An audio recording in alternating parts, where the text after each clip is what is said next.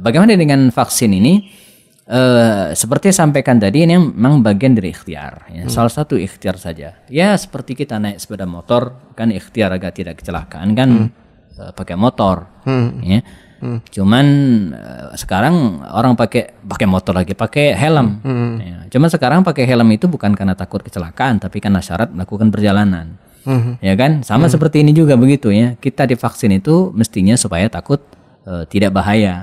Cuma sekarang jadi syarat administrasi. Itu sama. Ya. Jadi kita makanya saya ingin sampaikan kepada pemerintah atau siapapun ya, jangan paksa orang vaksin dengan cara administrasi ya, seperti itu. Tapi berikan pencerahan sama seperti helm tadi. Kasih tahu pada pengendara motor, Pak pakai helm supaya aman. Ya, supaya jangan ngomong kalau nggak pakai helm ditilang polisi. Jadi kalau ada yang ngomong pakai helm supaya nggak ditilang polisi, begitu polisi nggak ada, dia pasti nggak pakai helm. Betul. Ya. Tapi kalau kita kasih kesadaran gitu kan, Pak, pakai helm ya supaya aman. Insya Allah nggak ada polisi pakai helm. Nah vaksin juga begitu.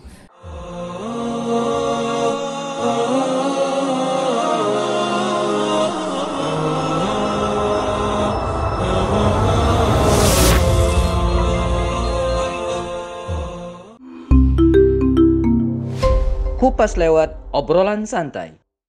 Bismillah, jumpa lagi di Close Kupas lewat obrolan santai bersama narasumber kita Ustadz Happy Andi Bastani. Assalamualaikum, apa kabar Ustadz? Waalaikumsalam. Alhamdulillah sehat Kang Robi. Alhamdulillah sehat ya. Di tengah pandemi yang lagi naik nih Ustadz ya. Yang kena semoga turun. Semoga turun. Katanya diganti. Kalimatnya diganti. Nah, belakangan ini lagi ramai nih Ustadz. Tentang kontroversi ya Ustadz ya. Ada yang pro, ada yang kontra. Jadi tentang vaksin. Karena memang di sisi lain vaksin ini memang banyak yang kontroversi karena memang ini kan penelitiannya cukup singkat ya, jadi banyak orang yang juga mau vaksin tapi karena ini singkat tapi ragu karena ini kan singkat banget gitu loh ya kan. Tapi di sisi lain juga seolah-olah ini jadi beberapa kabar kan katanya ini karena jadi syarat-syarat administrasi. Kayak kemarin sempat ada kasusnya naik pesawat katanya nggak boleh berangkat karena nggak ada surat vaksin. Terus sampai-sampai berita yang terhangat tuh katanya masuk mall harus pakai vaksin. Nah, gimana Ustaz? Khutbah harus vaksin juga. Jangan begitu. Imam masjid ya harus vaksin. Iya. Gimana kita menyikapi itu Ustaz? Iya. Pertama kita harus lihat yang anti vaksin itu motifnya apa gitu ya. Saya melihat ada beberapa motif. Pertama karena memang beda pandangan saat menyikapi wabah ini ya, dengan mengatakan bahwa ini konspirasi dibikin untuk memecah belah umat dan pandangan-pandangan yang lainnya. Nah kalau ini yang terjadi ya nggak ada debat lagi, dia pasti anti vaksin gitu kan, pasti. Ini satu. Kemudian yang kedua ada juga yang antinya itu karena pandangan politik. Karena vaksin ini program pemerintah, saya anti pemerintah. Kebijakan-kebijakan selama ini tidak berpihak kepada rakyat ya, ujung-ujungnya ini masalah ekonomi, duit, pasti anti juga gitu kan. Kemudian yang ketiga bisa jadi karena vaksin ini produk asing gitu kan, apalagi dari China ya, kita tahulah akhirnya mereka enggak juga. Jadi kita harus lihat latar belakang mengapa dia tidak mau vaksin ya, anti vaksin. Maka saya kalau ketemu dengan seseorang yang tidak mau divaksin, nggak bisa disalahkan dia latar belakangnya apa gitu, dia kenapa dia nggak mau ya. Atau saya pernah bukan debat, agak berbeda pendapat di media online ya, saya ladenin karena saya kira ini orang bisa diajak bicara dengan objektif ya. Pada akhirnya setelah debat kesana kemari dia mengatakan saya emang tidak bisa vaksin Ustaz karena saya punya komorbid. Nah, ini kan selesai. Jadi intinya di situ ya. Nah, ini pertama. Nah, bagaimana pandangan kalau medis mungkin bisa ditanyakan ke dokter kali ya. Nah, saya lihat dari aspek pandangan syariah saja. Pertama, vaksin ini dalam kacamata syariah boleh. Ini dulu ya. Ini dulu dibolehkan. Bahkan kalau kita runut sejarah vaksin atau kekebalan pada tubuh, seperti yang mungkin teman-teman yang cek di Instagram sudah pernah kita bahas ya. Justru penggagas pertama kali yang punya ide ini adalah ulama Islam ya, Ar-Razi ya, atau abad ke-9 abad ke-10 Masehi. dan ini melampaui jauh sebelum kemudian vaksin cacar dan waktu itu campak ditemukan di abad ke-17 oleh di Eropa, di Inggris. Nah, jadi justru yang pertama kali menggagas punya pemikiran untuk menghalau vaksin virus masuk ke tubuh, maka harus disuntikkan masuk ke dalam tubuh seseorang itu ya, jenis penyakit yang sama yang sudah dijinakkan gitu kan, ya, sehingga dia tidak bisa kena lagi. Artinya secara hukum Islam ini boleh-boleh saja ya, sah-sah saja. Vaksin itu satu hal yang dibenarkan dan dibolehkan dengan beberapa kriteria syarat. Misalnya dia zat yang disuntikkan itu tidak haram, ya, tidak terbuat dari hal yang haram. Nah, kalau haram nanti ada penjelasan lagi ya sampai mana tingkat daruratnya. Kemudian yang kedua ya, dia tidak akan membahayakan tubuh seseorang. Jangan sampai begitu divaksin mati, begitu divaksin sakit gitu kan. Ini kan terkait dengan apakah seseorang itu ada komorbid ya, dalam dirinya atau tidak. Nah, selagi dua hal ini aman gitu kan, aman secara syariah, tanyakan kepada MUI dalam hal ini. Nah, kita kan nggak boleh kata orang ya. Kepada lembaga yang muktamad, yang betul-betul ya, bisa dipegang pendapatnya, bukan personalnya. Kemudian yang kedua, aman secara medis, tanyakan kepada dokter. Nah, jadi kalau dua pihak ini sudah mengatakan aman, boleh, maka kita dibolehkan menggunakan vaksin tersebut. Ya. Jadi kalau dari ditinjau dari sisi syar'i memang boleh ya Ustaz ya? Boleh banget. Malah memang kalau nggak salah ya Ustaz, ini pernah baca ininya, kaidah fikihnya itu kan kalau nggak salah larilah dari penyakit seperti lari dari, ya bahkan itu bukan kaidah fikih, hadis Rasulullah ya, firrah minal juzam atau majzum, firaruka minal asad. Larilah dari penyakit menular ya, sebagaimana engkau lari dari singa gitu kan. Bahkan almarhum Ustaz Taufik Hulami itu pernah menjelaskan virus ini bahkan lebih bahaya daripada singa. Singa kelihatan ya, kelihatan dia mengaum, lempar batu, tembak, mati. Virus gak kelihatan gitu kan. Jadi bagaimana kita menjauhi harimau, macan, itu bahkan lebih bahaya lagi virus karena kita nggak kelihatan ya. Tapi hubungan dengan vaksin kan sebenarnya bukan untuk mengobatin, tapi berusaha ini disebut dengan sadduz zari'ah. Jadi mengantisipasi hal-hal yang buruk. Jangan sampai kita kena. Bagian dari ikhtiar. Jadi apakah kalau sudah divaksin pasti nggak kena? Ya nggak juga. Ya. Apakah banyak kalau juga banyak juga yang kena ya, walaupun nanti di presentasi ya banyak juga yang enggak gitu ya. Nah, yang kena itu kan harus dijelaskan kenapa dia kena. Ya. Jadi harus di breakdown satu-satu ya. Jadi jangan digeneralkan. Ada satu yang vaksin hari ini, minggu berikutnya meninggal gitu kan. Cek meninggalnya kenapa gitu kan, jangan-jangan tabrak mobil. Kan jadi lucu jadinya gitu kan. Jangan-jangan ada yang vaksin misalnya, ada itu dia vaksin di Senayan bareng-bareng, dan dia ingat waktu itu pas vaksin kan rame-rame. Ini nih teman-teman bisa lihat ya. Itu kita kan nggak boleh kerumun, tapi karena dipaksa vaksin jadi berkerumun, ya kena. Kayaknya yang boleh berkerumun di tempat boleh vaksin. Ya, tempat vaksin. Kan lucu. Soalnya hampir di semua tempat vaksin berkerumun, pasti rame-rame gitu. Jadi, nah sementara kan vaksin itu baru aktif setelah sekian hari, bahkan sampai 1 bulan kemudian baru aktif. Jadi bahkan ada fase dropnya katanya. Betul. Jadi teman-temannya baru divaksin itu dianjurkan oleh dokter, karena saya juga dianjurkan demikian ya, untuk mengurangi aktivitas di luar, ya, jangan capek karena pasti sistem tubuh bisa jadi menurun ya. Jadi vaksin hari ini besok kena virus ya jelas KO gitu kan. Nah, karena belum aktif, dia belum reaksi, belum bisa menolak. Ini yang banyak yang terjadi, saya kira, sehingga disimpulkan baru vaksin sehari ya 5 hari kemudian meninggal. Ya bisa, sangat gitu kan, sangat mungkin. Ada yang membuat aneh ragu tuh, jadi untuk vaksin ya. Jadi sampai sekarang tuh karena sudah penyintas juga. Iya, penyintas juga. Pertama udah penyintas. Terus kedua ragunya gini, karena sampai sekarang aja Ustaz, ini walau alam ya. Karena aneh sih di dua sisi ya, antara yang teori konspirasi banget ada di temenannya gitu kan, ada yang anti teori konspirasi juga ada gitu kan. Ada tengah-tengah. Jadi ya, tapi aneh baca berita Ustaz di belakangan ini, WHO itu sama Amerika kan lagi menekan Cina untuk membuka secara gamblang datanya. Karena selama ini kan Cina nggak membuka secara gamblang datanya. asal muasal virus ini. Ya. Gitu. Jadi karena Amerika sama WHO menuduh Cina ini menutup data dan mereka mencurigai salah satu lab di Wuhan ini sebagai salah satu penyebab tersebarnya virus ini gitu. Karena kan memang di Wuhan ada lab kimia sendiri kan. Nah, tapi akhirnya dibalas sama Cina, Zat. Dibalas sama Cina menyerang balik ke Amerika untuk karena mereka juga punya lab, Amerika juga punya lab kimia tertentu yang itu dianggap Cina sering melanggar protokol standar gitu ya. Nah, akhirnya itu nggak ketemu jalan-jalannya. Dan menurut Cina kita udah buka datanya kok ini dari kelelawar, tapi menurut Amerika itu sumbernya bukan dari kelelawar gitu. Nah, makanya dari sini tuh jadi apa ya? Yang membuat aneh ragu sih, Tat. Ini beneran gak sih? Maksudnya kalau kata Siti Fadila Supari kan ya, ini kita mention ya. Moga beliau nanti bisa diundang sini. Jadi kan beliau memang ahli virologi katanya.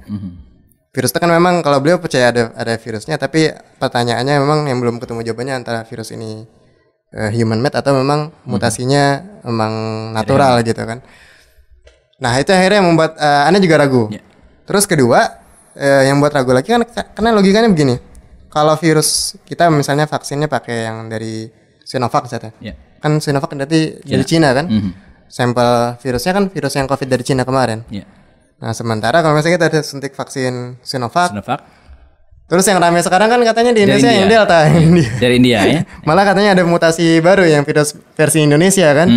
Gitu. Berarti kan akhirnya jadi nggak efektif lagi kan.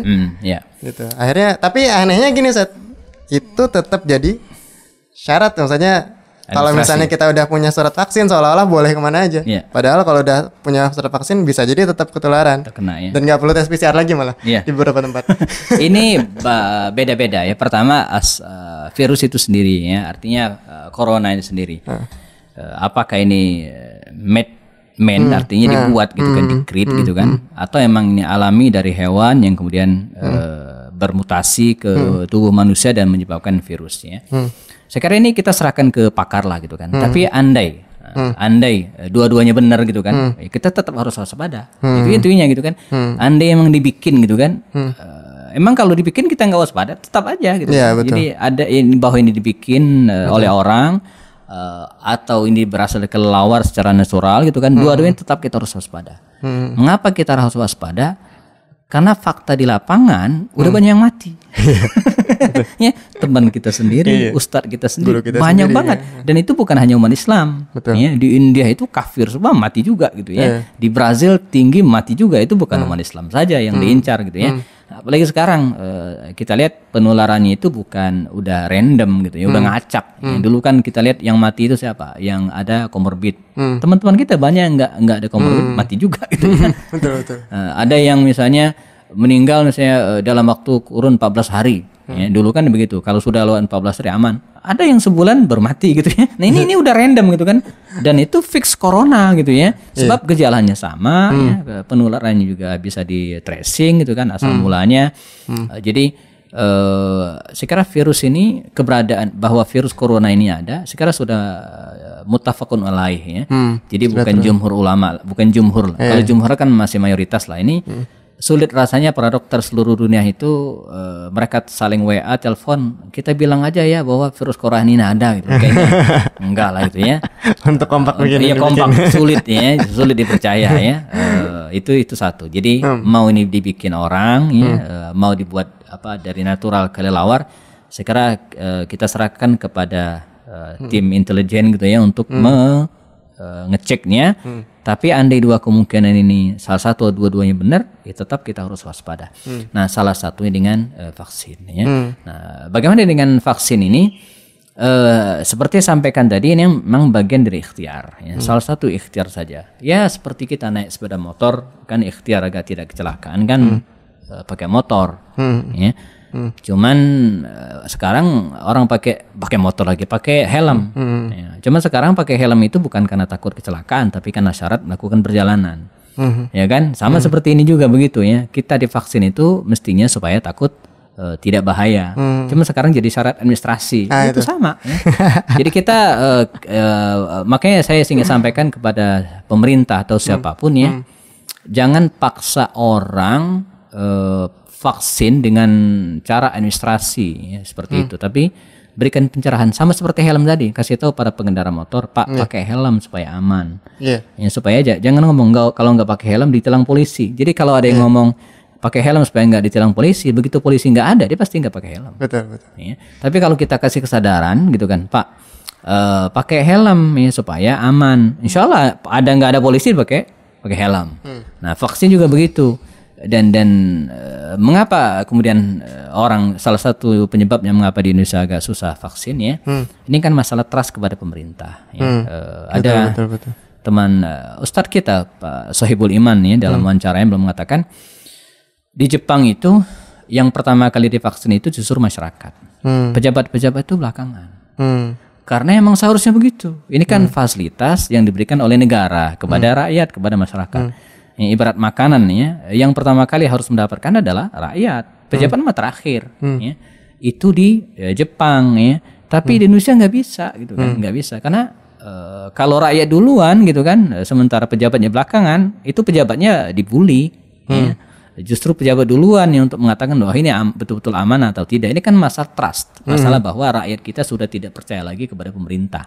Ya, jawaban Menteri BUMN itu udah benar ya, udah masyarakat dulu, kita pejabat terakhir saja. Kalau dia ngomong di Jepang orang begini, angkat tangan, tapi di Indonesia dibully gitu kan.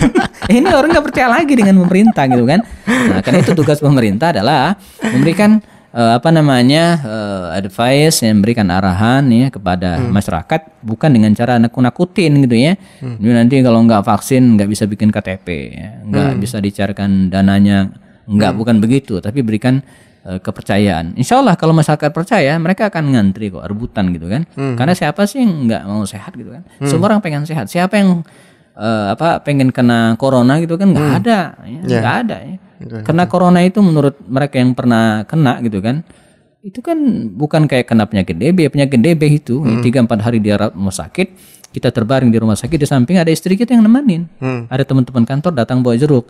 Karena corona nggak ada, sendirian ya. Kalau ada teman orang kena corona semua.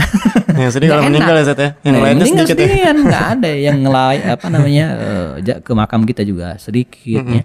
Bahkan dikuburkan juga dengan cara tidak normal. Artinya semua orang pasti pengen terhindar dari wabah ini. Karena itu penting bagi pejabat pemerintah memberikan, jangan nakut-nakutin gitu ya. Dan karena itu beralih ke corona, ke vaksin ini juga, kita jangan ngejar kuantitas. Ya. Jadi yang sekarang kan terjadi kuantitas. Oh di Inggris sudah sekian persen gitu kan. Seperti dipaksakan untuk ngejar itu. Iya, ngejar supaya divaksin semua gitu kan. Enggak kan, tidak semua orang harus divaksin. Ya, pertama, kalau emak saya di kampung halaman jauh sono, ngapain divaksin? Dia interaksi dengan orang yang kemungkinan kena juga enggak gitu kan. Yang kedua, orang yang misalnya kena komorbid misalnya kan ada penyakit, kalau divaksin parah. Kalau jadi syarat kan ribet, kasihan orang-orang kayak gitu. Nggak bisa terbang kemana-mana. Nggak bisa kemana-mana ya, karena dia ada penyakit misalnya darah tinggi atau penyakit yang berbahaya, kan nggak mungkin divaksin. Kalau vaksin bahaya. Nah orang-orang seperti ini kan harus dikecualikan ya. Dan regulasinya bisa dibuat, bisa jadi yang misalnya dibuat surat keterangan bahwa si fulan ini sakit ini sehingga tidak bisa divaksin. Begitu pengen keluar negeri, tunjukkan dia nggak bisa divaksin. Saya kira begitu. Ya. Jadi justru langkah-langkahnya itulah yang membuat orang jadi kadang-kadang jadi nggak mau divaksin ya, karena pemaksaan tadi. Seperti orang nggak mau pakai helm karena dipaksa pakai helm. Padahal kalau dia sadar kalau nggak pakai helm itu bahaya. Iya. Orang pakai helm gitu. Iya, pasti dengan kesadaran sendiri. Walaupun kembali ke seperti ilustrasi film helm tadi, orang pakai helm nggak pasti juga selamat. Kan banyak juga yang meninggal walaupun pakai helm. Ya, tapi paling tidak mengantisipasi gitu kan. Bagian ikhtiar kita. Jadi kalau kebentur ya nggak benjol lah gitu ya. Kalau kebenturnya dikit, tapi kalau kebenturnya parah kan mati juga gitu. Nah, sekarang juga demikian. Jadi ada pendapat dari para dokter itu yang mereka yang sudah divaksin, kalaupun kena ya dia nggak begitu parah serangannya ya. Jadi ada yang inilah ya sedikit terkendali. Nah, walaupun wallahu alam ini kan ilmu pengetahuan terus berkembang ya. Kalaupun disebutkan tadi hasil penelitiannya pendek, ya sudah hampir 2 tahun juga gitu kan. Ini ya. Apalagi varian dari virus ini dikabarkan terus berkembang terus ya. Ya bisa jadi ya. Jadi di vaksin pertama dia mengantisipasi virus ini, kemudian yang masuk virus lain ya pasti kena. Itu analogi sederhananya demikian. Nah, itu juga harus kita antisipasi. Makanya sekarang di Indonesia ini ya pertama protokol kesehatan itu harus kita jalankan semaksimal yang bisa kita lakukan gitu kan. Jadi kalau nggak penting banget ya kita nggak berkerumun. Andai pun berkerumun gunakan masker. Kita kan begini, ini virus sudah 1,5 tahun lebih. Kita sudah sedikit bisa meraba-raba lah ini ya gitu kan, bahayanya gitu di mana ya. Biasanya tempat umum kereta api gitu kan, atau kemudian rumah sakit itu kan tempatnya gitu kan. Tapi yang bisa diraba-raba ya seperti kita sekarang. Saya misalnya berani dengan Kang Robi, pertama sehat, yang kedua penyintas, nggak pernah keluar kota ya. Kalau Kang Robi cerita, Ustaz tadi pagi saya dari Surabaya loh, ntar dulu kita syutingnya gitu kan. Tunggu dulu gitu kan. Isoman dulu. Isoman atau masuk batuk-batuk, ntar dulu gitu ya. Nah itu dari sisi Kang Robi. Atau saya misalnya, saya 2 hari lalu ya 3 anak saya dites PCR dan semuanya negatif ya. Jadi mereka dites karena harus ke pesantren, syarat pesantren kan tes dan negatif semua. Logikanya kalau mereka positif, rumah ini kita positif semua gitu kan. Karena kita makan bareng, kadang ngopi bareng, makan 1 sendok bareng gitu kan. Jadi ya husnuzonnya ya aman gitu. Ya. Jadi ya kita tetap jaga prokes ya, semaksimal mungkin. Ya kemana-mana kita siapkan masker gitu kan, cuci tangan ya. Penting lagi adalah jaga imunitas kesehatan kita ya. Nah sisanya kalau Anda sudah merasa aman seperti itu, ya kalau nggak divaksin ya nggak masalah. Jadi vaksin ini bukan bagian dari seharusnya ini hak ya, bukan kewajiban. Bukan, ini hak warga negara yang harus didapatkan untuk menjaga dirinya dan kemungkinan menular kepada orang lain. Iya, betul. Jadi, makasih banyak. Jangan dipaksain. Jangan dipaksain. Tapi tunggu bangun kesadaran masyarakat ya, supaya mereka mau divaksin. Makanya berikan ceritakan kondisi bahwa ini aman, bahwa ini aman, ya, maka transparansi, ya. Jadi jangan dibikin heboh gitu kan. Kemudian ya itu tadinya ada orang yang bikin KTP nggak bisa kalau nggak pakai vaksin, ini kan jadi lucu jadinya. Karena emang kan waktu awal-awal kan juga banyak simpang siur informasi ya Seth ya, kayak waktu pertama kali kalau nggak salah yang AstraZeneca ya, jadi kalau salah dikoreksi aja, netizen kan biasanya pintar koreksi. Kalau salah waktu itu ramai tentang ada kandungan zat tertentu yang haram kan, terus pertama orang-orang MUI bilang itu haram, terus nggak lama setelah itu statement lagi keluar dari MUI kalau nggak salah waktu itu menghalalkan gitu kan. Wah, secepat itu berubah. Terus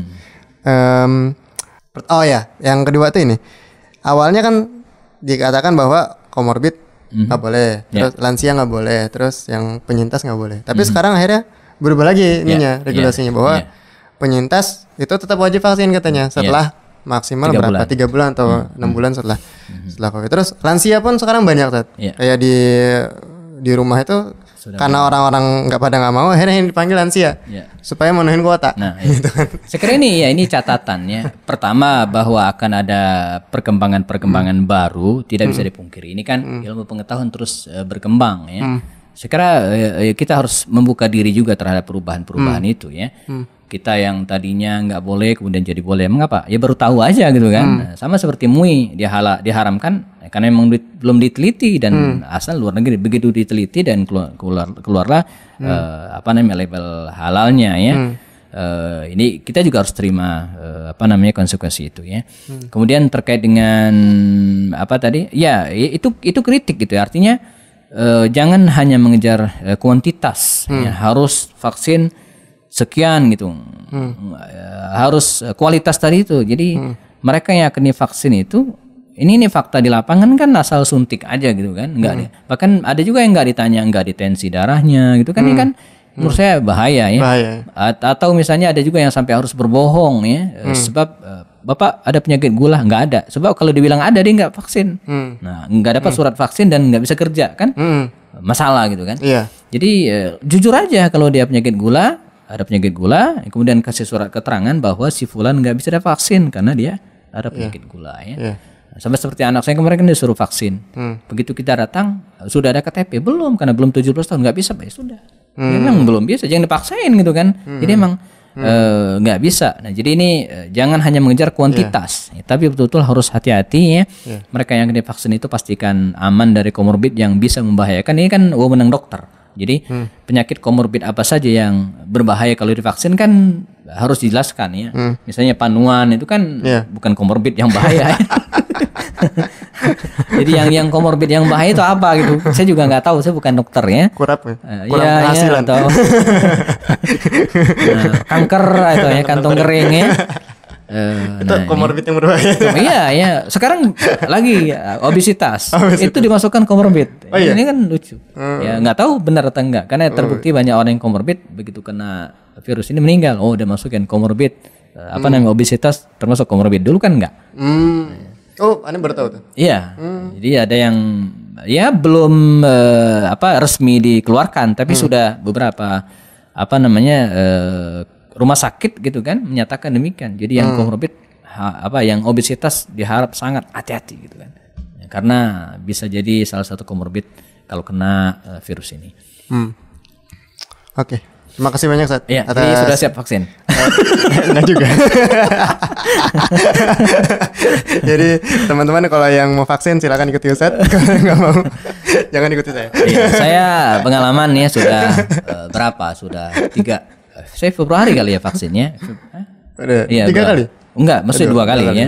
Sudah lama sekali ya. Jadi alhamdulillah nggak ada gejala, nggak ada apa. Vaksin sehat-sehat saja sampai sekarang. Makan juga harus tetap dikendalikan, kalau enggak bisa kegemukan gitu ya. Jadi no problem, nggak masalah apa-apa ya. Walaupun di awal-awal saya vaksin semi terpaksa juga, itu kan syarat bagi haji. Ya. Walaupun haji nggak jadi, vaksin jadi. Lucu memang ya. Jadi syarat bagi haji, ya, syaratnya dipenuhi. Tetap nggak jadi. Hajinya enggak atau belum ya. Tapi alhamdulillah ya. Alhamdulillah. Baik. Oke, Ustaz, makasih banyak. Insyaallah teman-teman. Jadi itu ya. Jadi secara tinjauan hukum syar'i itu boleh, malah itu dianjurkan gitu. Tapi soal mau vaksin atau enggak itu kan kembali ke jadi tergantung masing-masing orang. Jadi begini teman-teman sekalian, kalau teman-teman termasuk mazhab yang anti vaksin, itu boleh-boleh saja ya. Tapi jangan ngajak orang lain. Mengapa? Karena orang lain itu bisa jadi beda kondisi dengan Anda. Jadi masing-masing kan orang. Jadi sama seperti ada orang yang pengen menikah lagi poligami, silakan. Tapi tidak semua orang mampu, jadi jangan ngajak-ngajak paksain ya. Vaksin juga begitu ya. Jadi kalau badannya sehat, apalagi pernah kena gitu kan, merasa ya nggak usah gitu kan. Tapi ketika ngajak orang lain, sementara orang itu dia butuh vaksin. Dia misalnya dia dokter misalnya kan, harus ketemu dengan banyak orang, tinggi, nggak ada komorbid dan beda. Jadi kondisi kita itu jangan dinetralkan sama dengan orang lain, sehingga orang lain kita anggap sama dengan kita. Ini salah. Terima kasih banyak Ustaz. Baik teman-teman, kita jumpa di close berikutnya. Assalamualaikum warahmatullahi wabarakatuh. Assalamualaikum warahmatullahi wabarakatuh.